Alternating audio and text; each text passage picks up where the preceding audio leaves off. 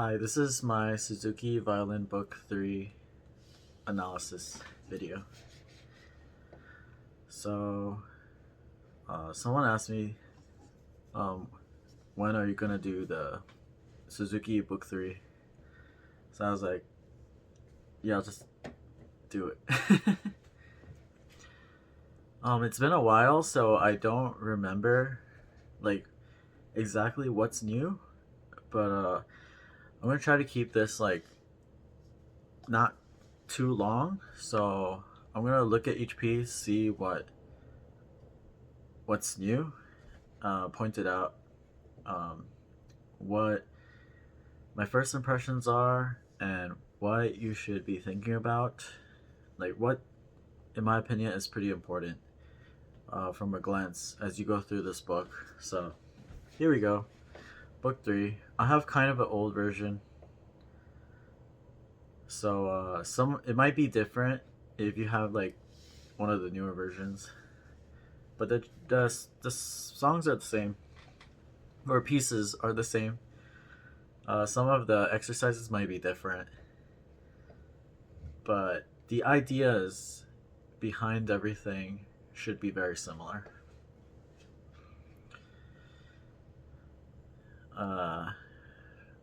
Flip in, contents, only 7 pieces, but they're like bigger pieces and they're more complex. They offer more stuff anyway than each of the pieces in book 2. Instructions. Have the children listen daily to the recordings of the music they're studying. I totally agree with this.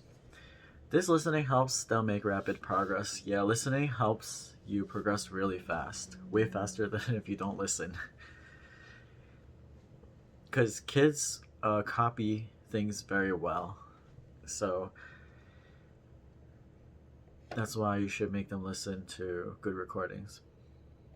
Tonalization is like ear tuning or ear training. Like it's just like listening and getting used to the intervals between the notes. So if you play like scales and arpeggios and stuff, over and over, eventually it like trains your ears to start to know like what's a major second, what's a major third, minor third. Like it tunes your ears up because you start getting familiar with the interval distances between the notes.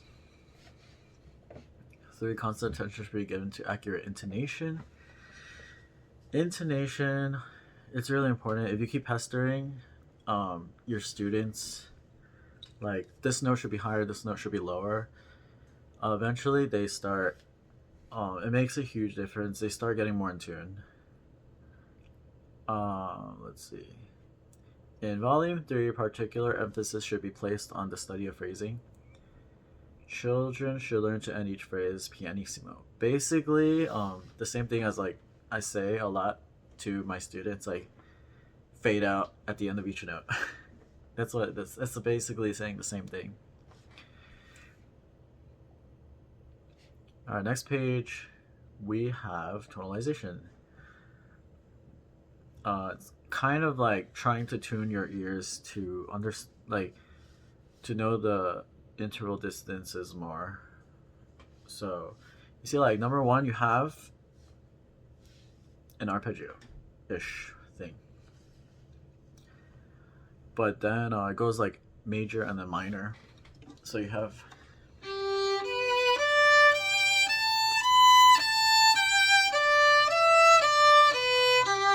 and then right after you hear that, they have the minor one.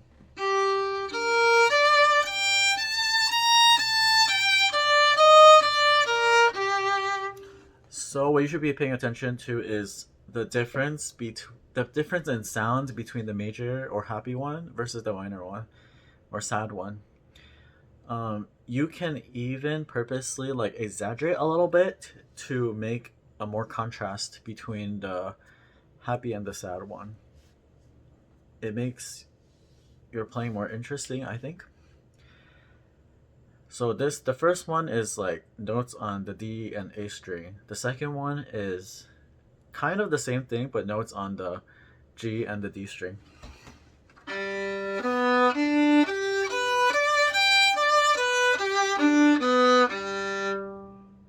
Oh wait, the second one is different. Okay.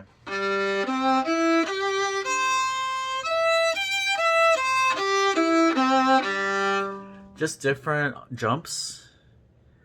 They both start on G and go to G, like arpeggio. It's arpeggios, but different jumps to get your ears kind of accustomed to the different interval jumps, right?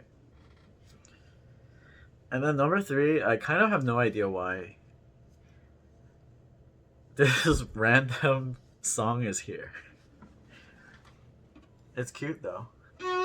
I think it has nice interval jumps, I guess, and it's like easier than the pieces that you're about to study in book 3. So it's like, I guess it's like an easy, relaxing piece that will let you listen to the intervals more and try to appreciate the different intervals more, I guess. But it seems a little random to put it here.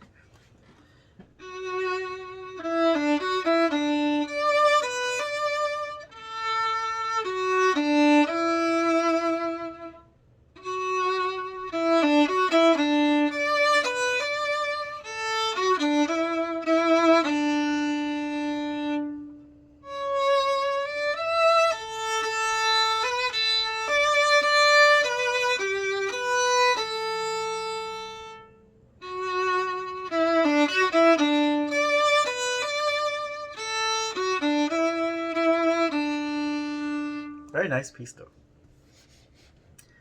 Probably sounds familiar to a lot of people. It sounds familiar to me. Next, exercises for changing strings. I guess that it is what it is. Exercises for changing string, like string crossing. When you string cross, you should pay attention to the angle of your bow, obviously. And my tip is try to change the angle of your bow at the most efficient, or try to feel the distance between like going from A string to D string, like the shortest distance you can, like just like that. You can actually get a wide one, like wide movement from A to D, like, or like really short one. See, so try to feel like that difference, because it's gonna help you when you have to change strings a lot. Let's take a look at this.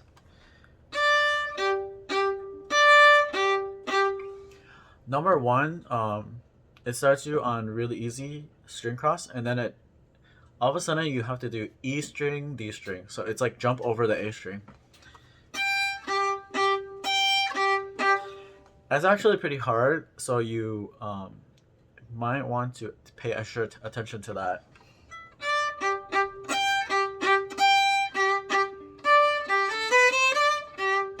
This is obviously to prepare for what's coming. Minuet 3 later. So you have the E string, D string, jump over the A. Careful not to hit the A string, basically. Like, see, like that. And then 3. Okay, so 3 is that pattern, but like you double the speed.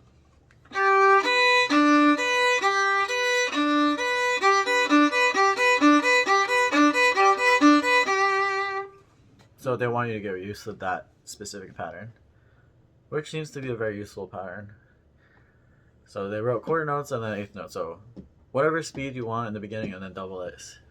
Make sure you are able to change to the 2x as fast. And then number 4 seems to also be a pattern in preparation for things to come in book 3.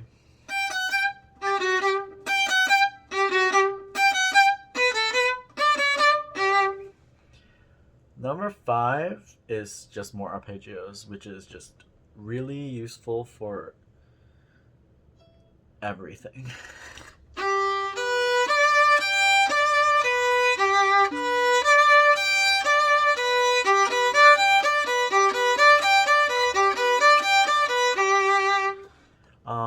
what's really important to pay attention to is like the second time around, it's a doubled speed. So make sure you get the ratio right for doubling the speed. And then number 6 is, let's see.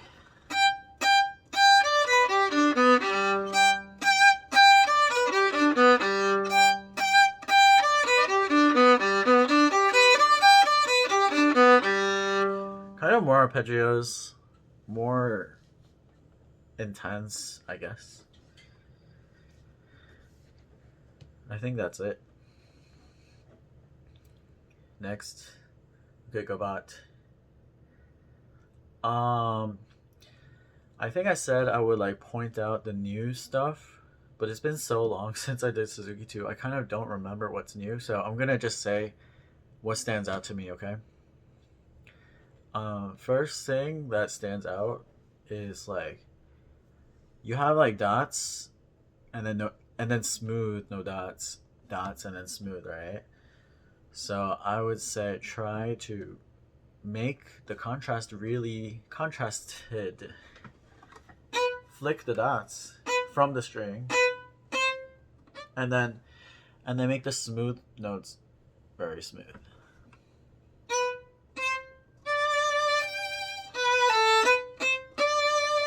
And you have a little accent here, so give it a little boost for the accent.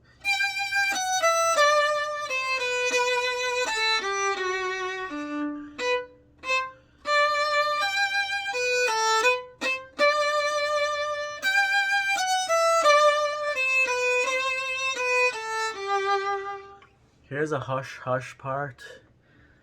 Make the bow really light to get the softness going.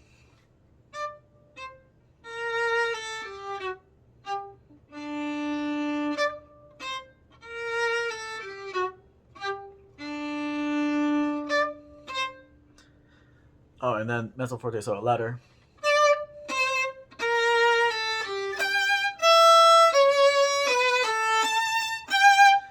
It kind of like builds up, so in order to build up, you have to move your bow faster and faster.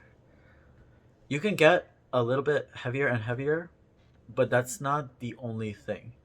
A lot of people think that in order to play ladder, you just have to press the bow heavier. It's true, but not.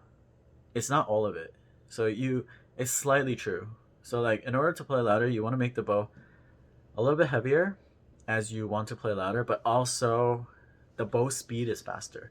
And be careful not to make the tempo faster. Only the bow speed faster.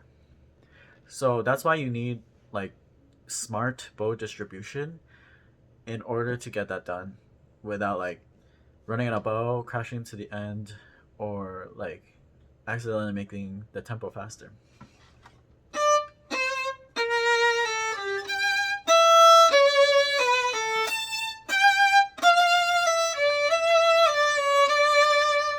And then the SF means, I think the SF is new. SF means forzando. It's like, I like to think of accents as like the boost in the beginning of the bow stroke, like boom, boom, boom, like. And I like to think of the forzandos as like the boost after you start playing, like. So like, okay, I'm gonna try to do that.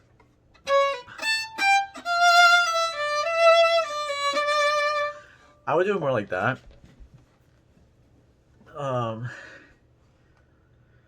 Dolce means sweet.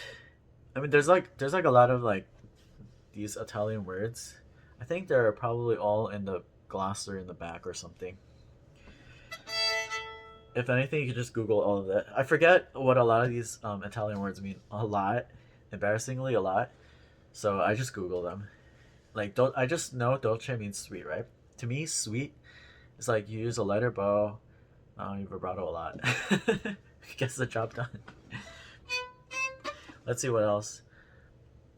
The double slash means that they want you to kind of take a break, but not rest. So like they want you to like separate on the left side of the double slash and the right side of the double slash as a new phrase.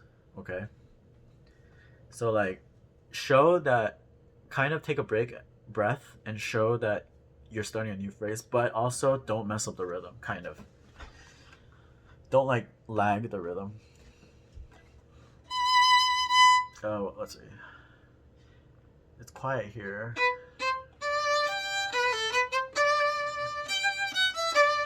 So like right now we have like piano but also with accents. So you do like quiet boosts. Like your bow is light but you do little boosts.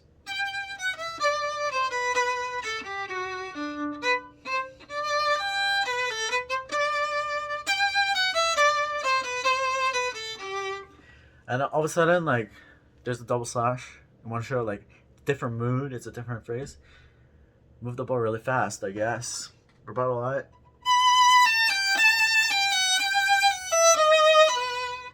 And then suddenly get really light. Because piano. This is turning into, like, a walkthrough instead of an analysis. I guess that's okay.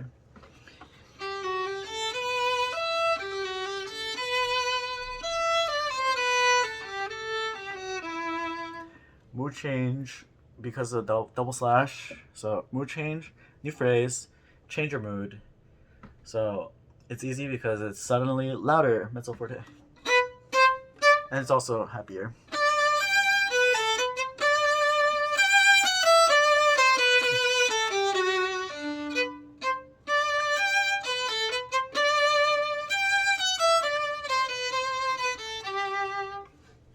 Kind of another mood change, all of a sudden forte, and then it's like lots of slurs, so make it like contrasting so everything's like more smooth.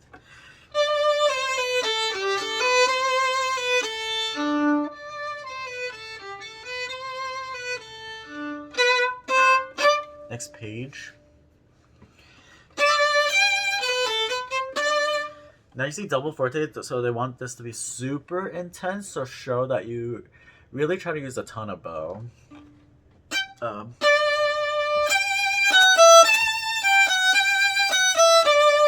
They get like really dramatic because it's fun and interesting, and then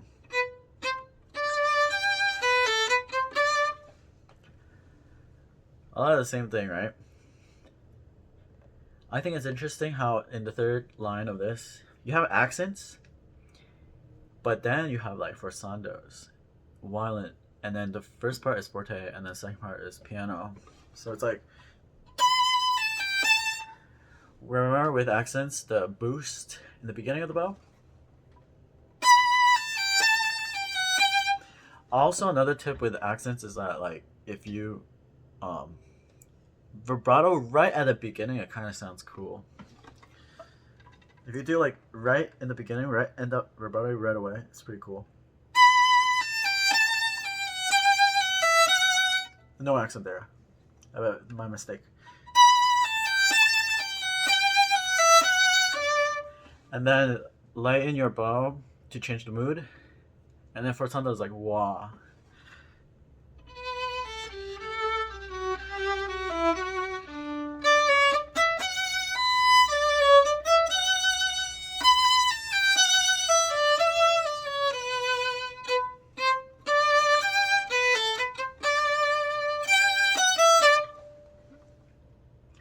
Blah blah blah is the same thing, right? Another mood change at the piano.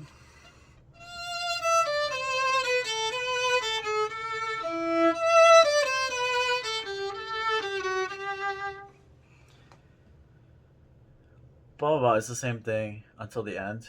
I'm not sure if there was a rallentando ever before, but for rallentando I interpret it as like kind of a lighter retard. Retard is like more like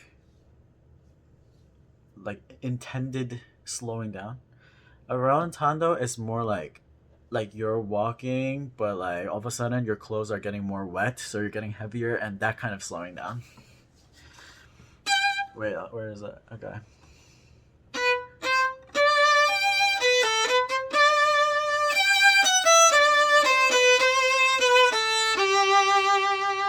I think it's more like that. If it's like a retard, right? I would try to play it more like intended slowing down, like it's more. Like I would do it like so like it's more dramatic, I think. When I see Rallentando, I think it's like more like you're getting wet and getting heavier, and therefore slowing down.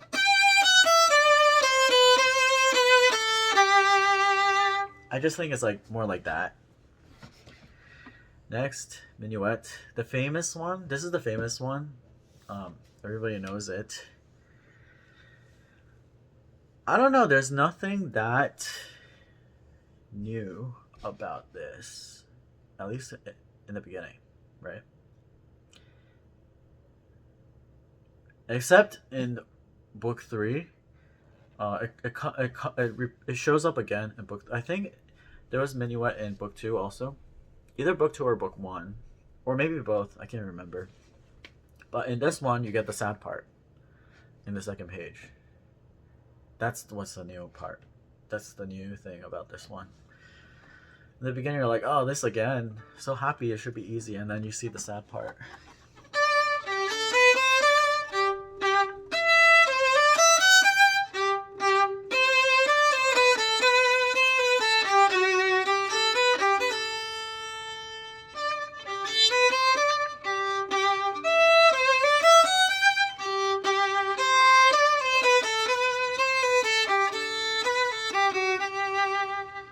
Happier here.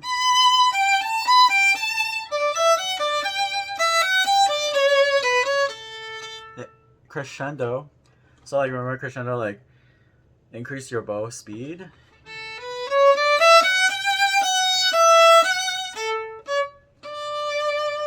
You don't even have to retake here because your piano.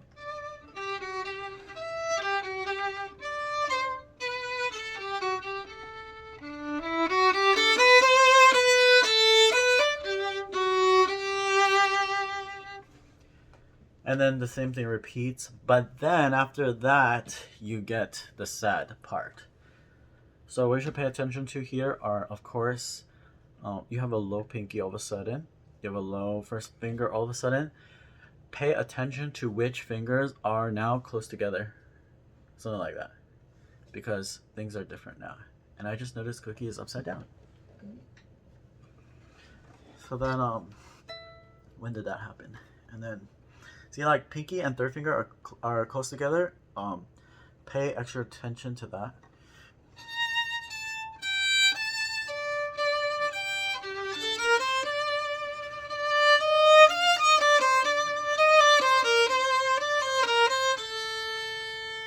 It's like okay, right here it's like getting lighter, and it goes into, and it's a sweet. So I would be like, fade away and then vibrato.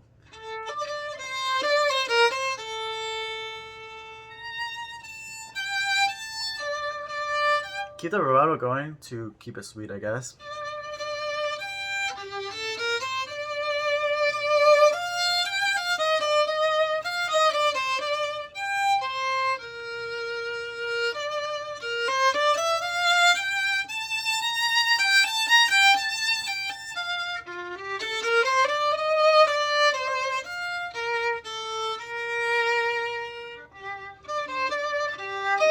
Okay, here is a new part. It's like fast, and then there's like the top numbers are like, and the versus the bottom numbers are like alternatives to like how you could press them. So the first one is like the numbers without the parentheses. I kind of prefer. I feel like it's easier. It's like you just you do this and then this, like. Make sure your finger's like right in the middle.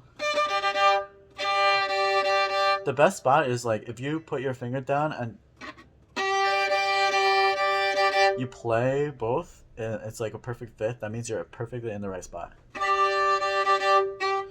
For me, the perfect spot is like kind of barely touching the string on the left, like from the side.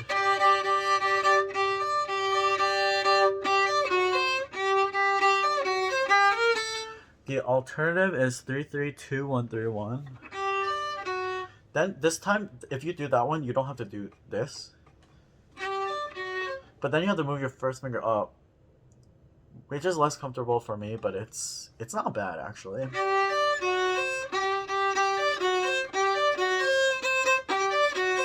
I think I'm less accurate with that one.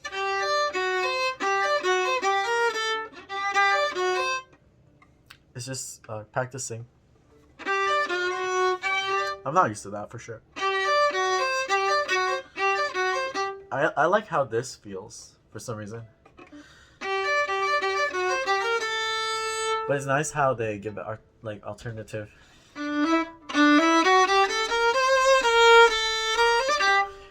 Over here, be careful because of the rhythm. Right after the 216 notes, the third note, which is a quarter note, it comes fast. There's actually like no time for you to think.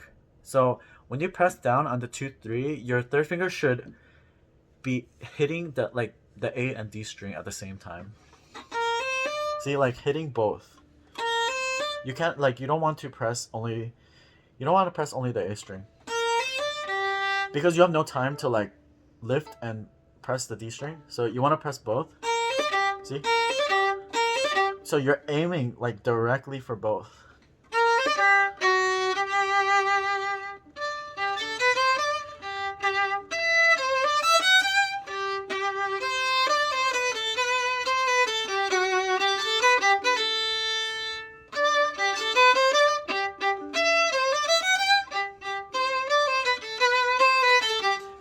I think Calando means a little bit slowing down. Please Google it. And I know retard means definitely slowing down.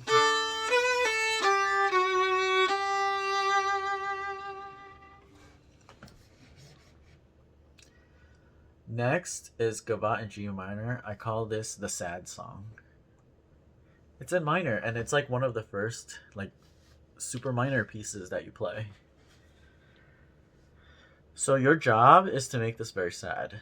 And in order to make it very sad, you need to play it very smoothly, and there's a lot of slurs in this, so it's like opportunity to try to be very connected to like everything very connected. Okay.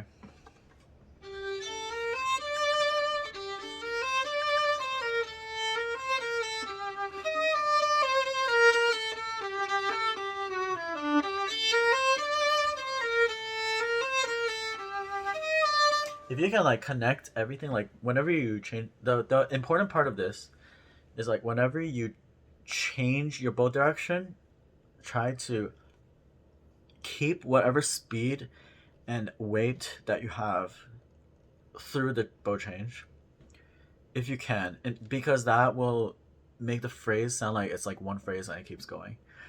Because if you whenever you change bow, like it's easy to do like a thump, and it like breaks the mood of the phrase. So you just do whatever you can to prevent the thump. And while you practice doing that, you'll probably end up doing like some U-turn move, like your wrist will go like this, and that's why you see people practicing like this smooth wrist movement. It's kind of because if you okay, like if I'm going up bow and suddenly I go down bow, like there's gonna be a thump no matter what, right? But except if I do this, I'm kind of like making the bow still go up a little bit, but at the same time I'm changing direction. I'm like going down, but like I'm still making the bow go up a little bit, so like it kind of cancels out the thump a little bit. I think that's how it mechanically works. That's why it like looks like this when people do the wrist thing.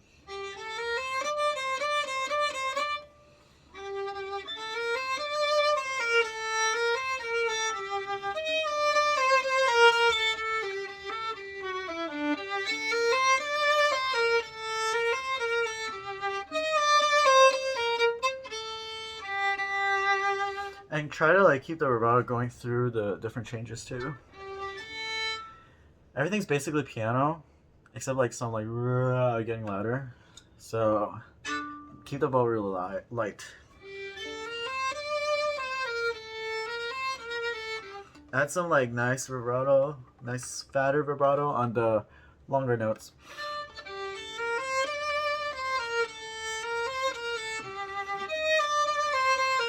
Sounds more emotional.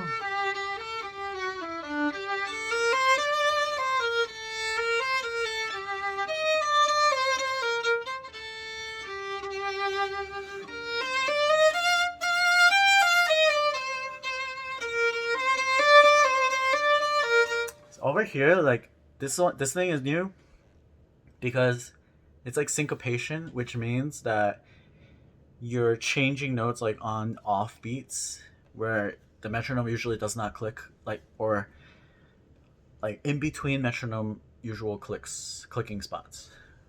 So you kind of like have to keep the rhythm inside of you while you do this, like. But even though it feels like this, like with counting, you want to hide it for it to like have the full effect.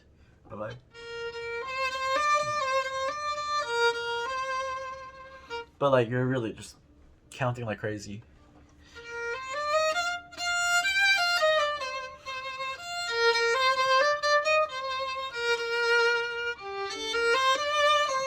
I think it's like the same thing throughout the rest of this piece.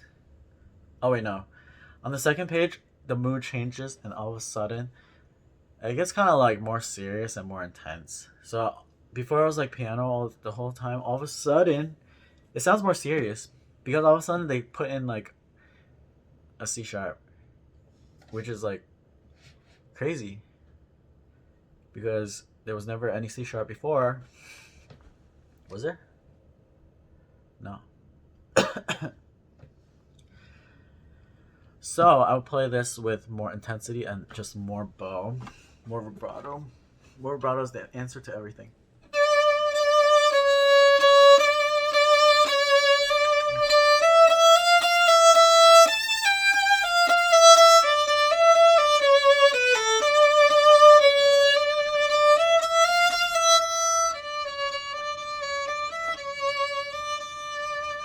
Now you can end the same way. Now you go back to the old mood, which is sad.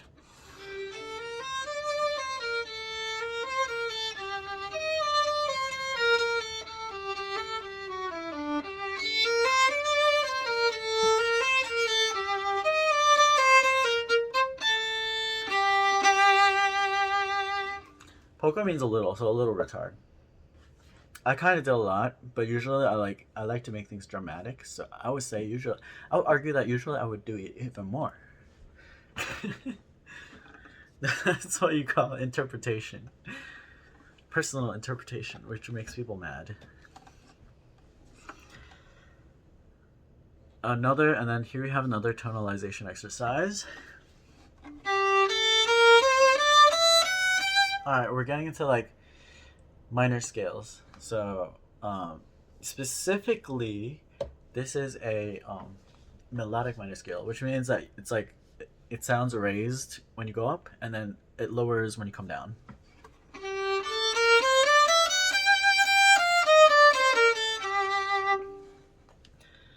There's like three main types.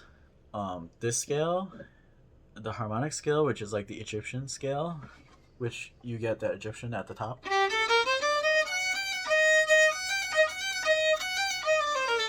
And then the natural one, which is just the same the whole time. Like that. Cookie stretching is very cute. Okay, so next. The first time you see this rhythm in the humerus, you're gonna be like, "What the heck? I can't play that. It's too hard. How could they put this rhythm in book 3?" But then you realize it's like not that fast when you listen to like a recording. And the reason they did it like this is because they want you to actually like fade out between each thing.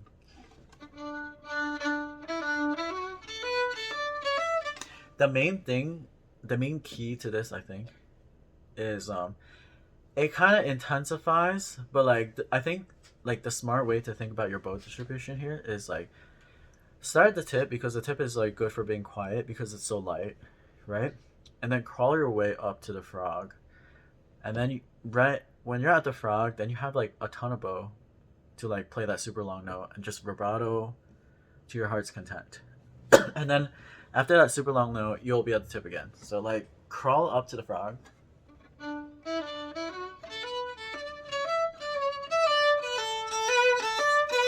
Now I'm at the frog, right? And then just like hold that. Now I'm at the tip again, so you can be like quiet again. If you're able to do vibrato now, I would recommend like do like vibrato while you fade away each. It sounds nice like that. And then like make sure you like fade away between each one. Like release the weight of your bow. But like add vibrato each finger landing, like vibrato, vibrato, vibrato, vibrato, like that.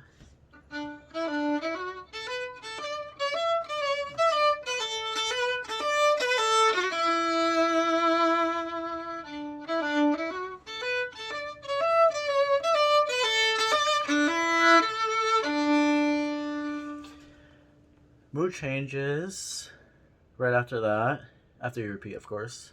Actually, like, okay, so like another thing with that repeat.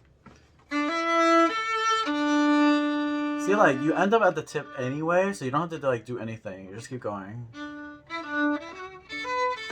Everything works out so perfectly in this one. And then mood change, right? Mood change, it gets like happier, more intense. So just play with tons of bow all of a sudden. Easy to like mood change. You just play with tons of bow.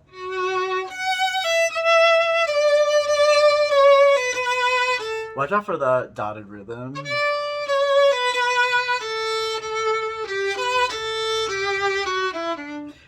I think in the newer books, they start recommending like third position stuff. I think, because I've seen a new book before. A newer version of the book. So I think maybe like over here they might recommend like they might put an alternative that you could do like maybe like I don't know, but like it definitely is easier to vibrato nicer in third position over there. See, like if you can go to third position, you could do like nice slides and stuff. You don't have to yet. I think it really pushes you to go into third position like only in the middle of book 4.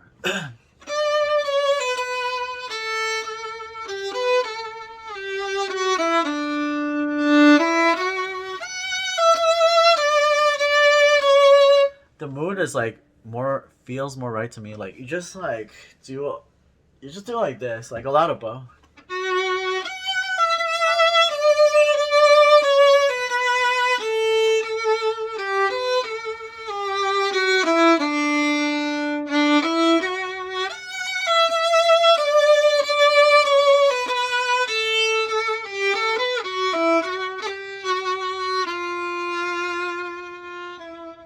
I would like somehow end down bow because it like works out nicer. Be careful of the grace note. Try to like get it really nice and clean.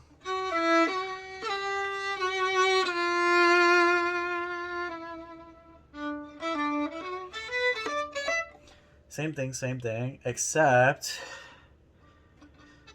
the second line of this.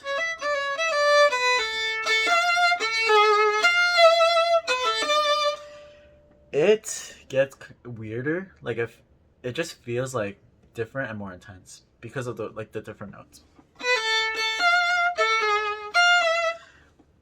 I really recommend third position if you can, because man, that place is special, so it like just needs something special, like fatter vibrato. Right?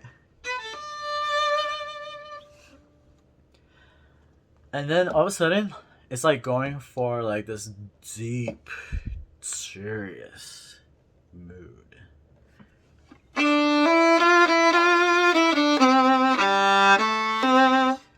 Make sure you roll a lot to get that deep, serious mood. But then if you can, see, like when people first reach book 3, they can't really like shift up high on the G string, but like ideally you should, because you get more thick fatty sound. It's like much nicer than just the D.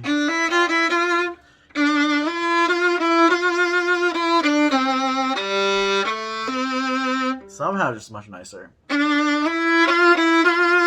It just like fits the mood better. If you can do it, I would like try to do it. This is like so much better.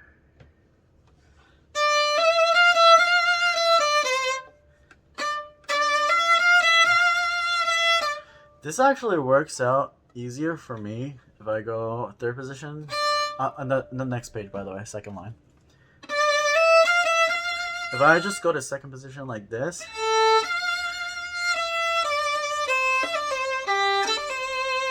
it just like first position, the pinky is like, it's kind of hard to do that fast and clean. It like takes way more effort than 1 3 2 1 in second position. This feels like no effort, like compared to like the pinky. Like my pinky is like weak and struggling, and also you get to avoid like the squeaky E.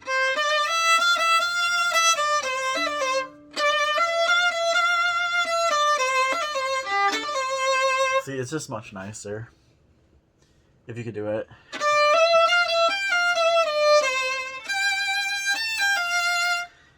A little retard. I think what they're really trying to say is to do this like little delay thing, which makes it stylish.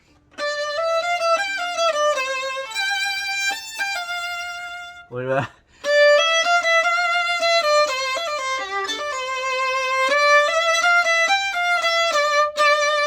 If you're in third position, I think you also have this easier.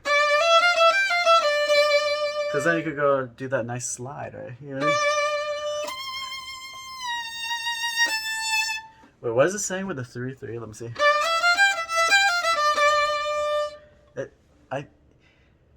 That might mean like 3 the whole way. Okay. Oh no! It actually just means it actually just means you can keep the 3 down the whole time, like.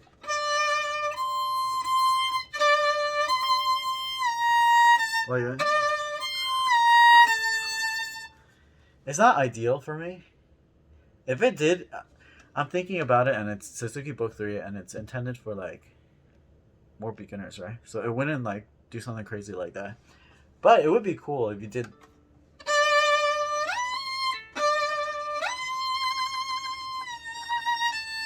That would be so cool. Also, like third position, like 3. That slide is so cool. So like, if you try to do a slide, you should like vibrato it too. Make sure like there's vibrato on both sides of the slide.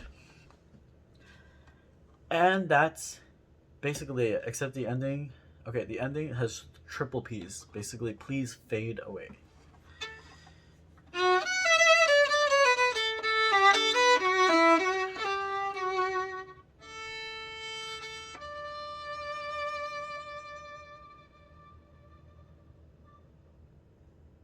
Make it a good fade away.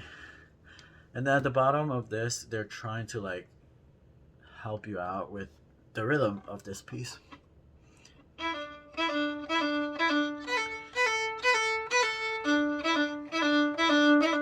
I think it's a little explanation about the rhythm of the piece. Next. It's kind of more like dots versus smooth.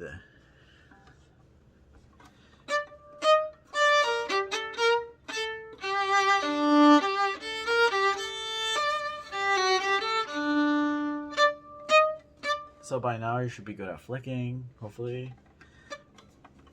or at least understand it.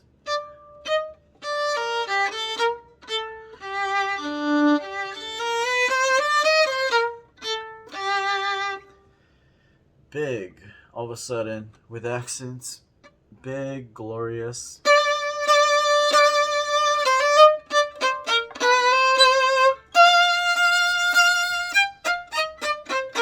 This has to be up because it's way easier than downs. Imagine doing it down. So hard.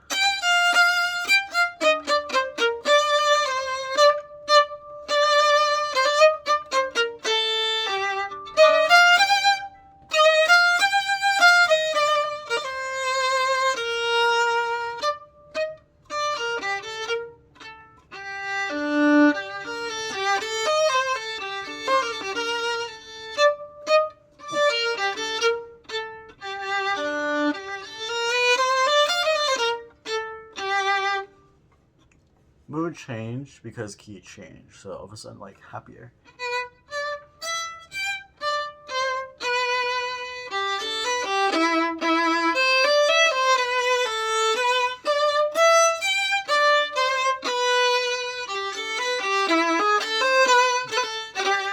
Now this is pretty insane rhythm.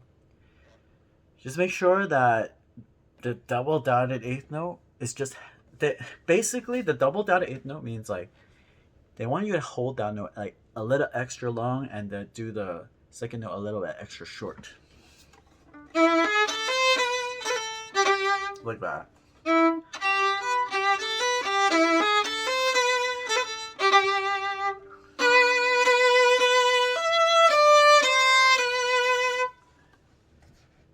Next page. Yeah, there's nothing like new. There's nothing new. The last part near the end can be kind of hard.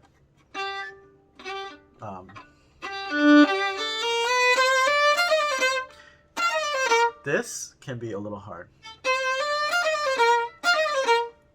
The sudden like E string to A string plus like low pinky, that could throw people off.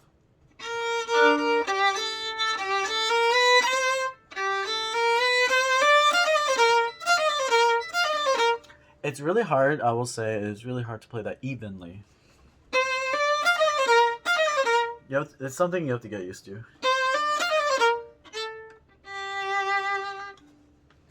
Next. We're about to finish this book. 2 more pieces in one video, even though this video is super long.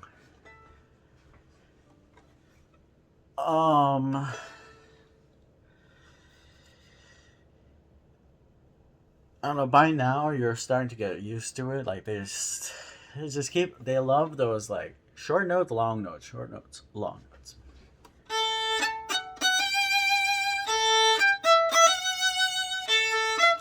The mood of this is like really happy, so use all your happiness that you can, which also means use lots of bow.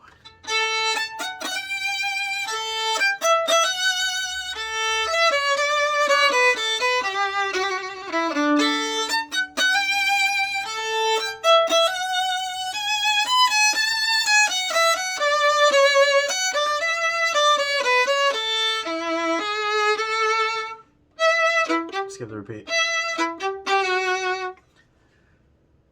There's not much different, really.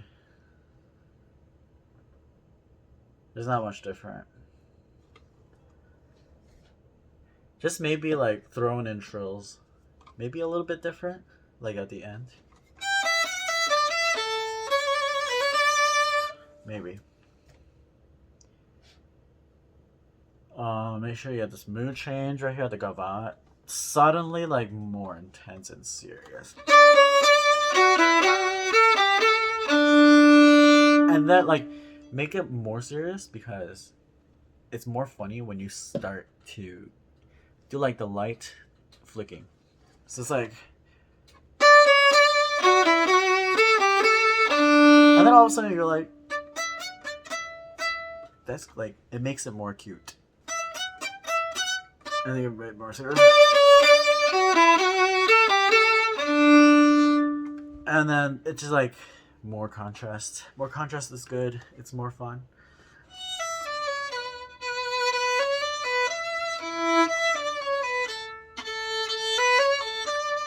Big over the.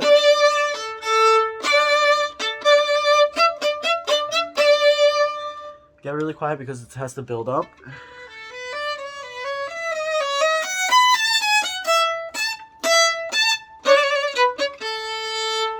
And then maybe your first double stops. It's an easy one though, luckily. Make sure your second finger is feels a little bit extra high, and also it doesn't interfere with the opening. So press a little bit higher than you normally feel, and also press a little bit more left than you normally feel. And it's okay to touch the D string, but it's not okay to touch the E string. So more to the left, and I'm touching the D string on purpose, so I don't interfere with my E. Suddenly get light. Minnie's being cute.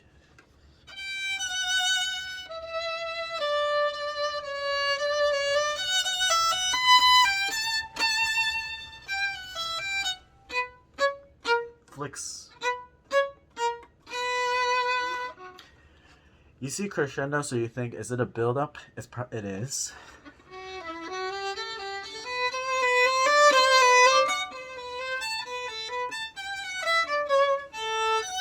So build-ups like slowly increase the bow speed.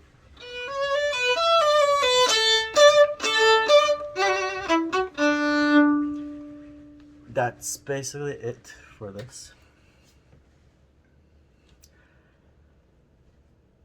And the famous Bori at the end.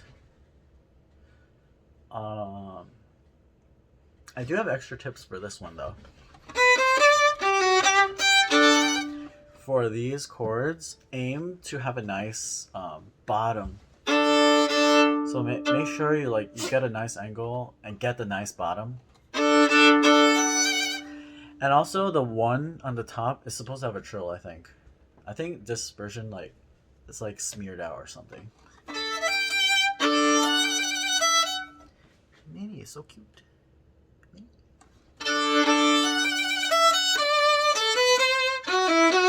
And then same thing for here, aim nice bottom.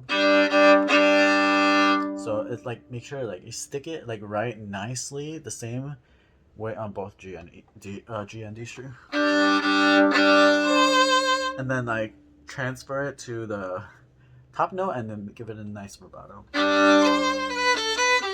It makes it nice. And then whoever wrote in those slurs, I don't know, I'm not really used to that. It doesn't sound right to me because I'm used to shorter. This one has dots on it, but I don't think it's flicks. That just doesn't make sense to me. The reason it doesn't make sense to me is because from listening to lots of Bach. I think it's just more separated notes like that.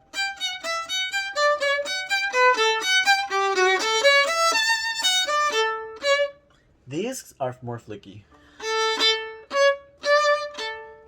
These are flicky, but at the same time, see, it's diminuendoing. It's getting quieter. Just make the second flick super light.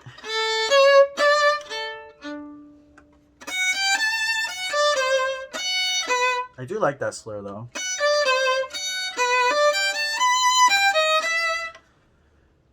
Alright, the special thing about this piece is that some of the finger presses are weird. Like for example right here. This is really far away. This could really mess you up. If you don't see it coming. So I would say my tip is pay attention to which fingers are close to each other. And then also over here, there's a lot of back and forth string crossing that could throw you off too. Watch out for that.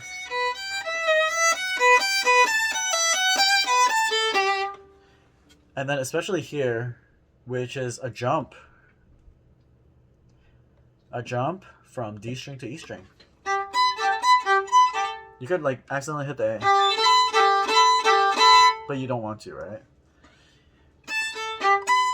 Make a nice jump over the A string. I think Minnie farted. It smells really bad.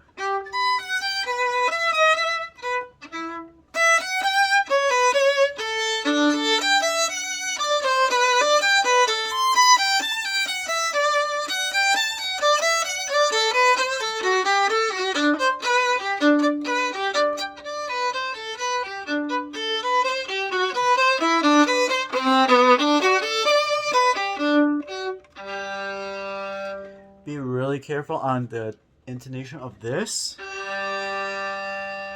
It needs to like match perfectly. If you're a little bit high, it sounds kind of bad. If you're a little bit low, it sounds kind of bad. Just be really careful. Use the F sharp right before to like gauge where you're supposed to aim. Like listen really careful to the C sharp. I mean the F sharp. And then you kind of like get a feeling of where to aim in comparison. And then once you get it, try to like fade away as usual in vibrato. Just like the other Bach, this one also has a sad part. So right here, pay attention to like which fingers are close together. All of a sudden, pinky is low. First finger is low. It also says dolce, so vibrato a lot and make it sad. So make it smooth, more vibrato.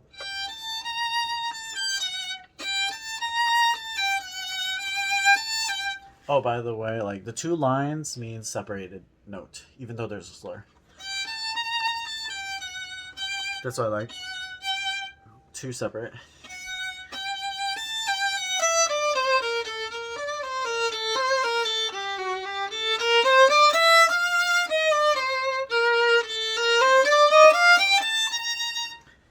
The top note is important for vibrato because it's like the top. It's like important. So yeah. Even though it's like harder to vibrato, it's worth it to like vibrato it. The extra effort is worth it though anyway.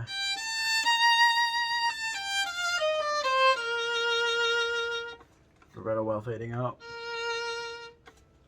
Next page, because this is now a walkthrough. It's not analysis anymore.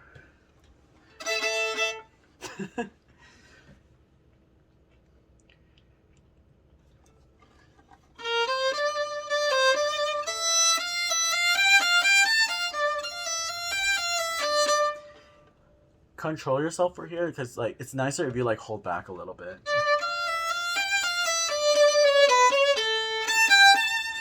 It like feels like you want to like go faster for some reason.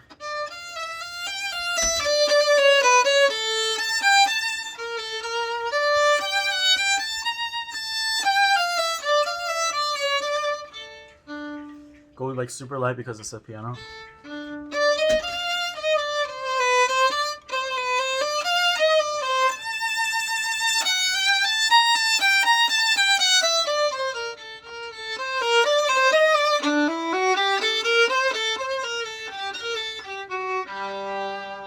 I kind of like ending down bow, so like I kind of don't want to do the down bow like end the note before the last note. Besides, if you need to repeat, you could just keep going. See, or if you DC to the beginning, like really quiet, you can still get it pretty loud if you just keep going. Just press in a little bit harder.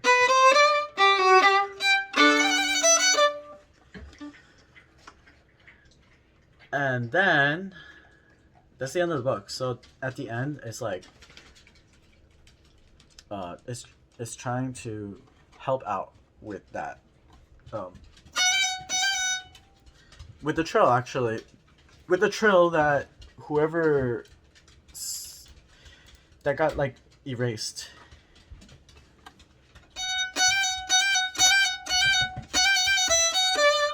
got erased. See?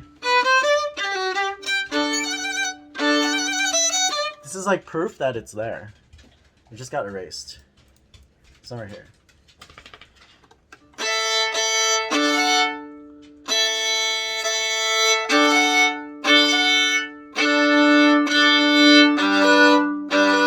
It's also trying to help out with those chords in the beginning. But I already like explained like make the bottom one, aim for the bottom to be nice. Oh, Minnie needs a lift. I'll give you a lift. Oh yeah, my dog, cute dog, needs a lift.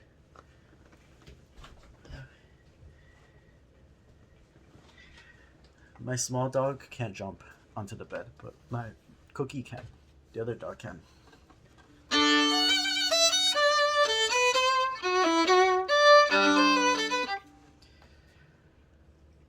And then that's the end of the book. And this video is more than an hour long, which is crazy. I thought it was going to be much shorter. If you have any questions or comments, please leave something in the comment section. If you like this video, please leave me a like. And have a nice day.